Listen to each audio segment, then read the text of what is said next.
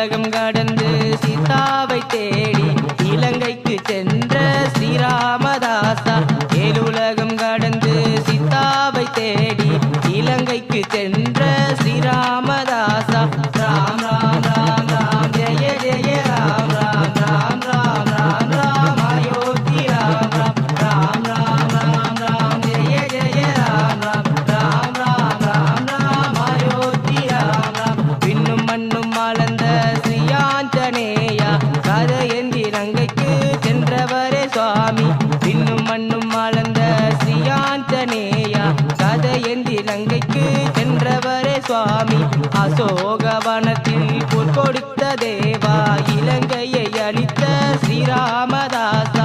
அசோகவனத்தில் போர் கொடுத்த தேவா இலங்கையை அளித்த ஸ்ரீராம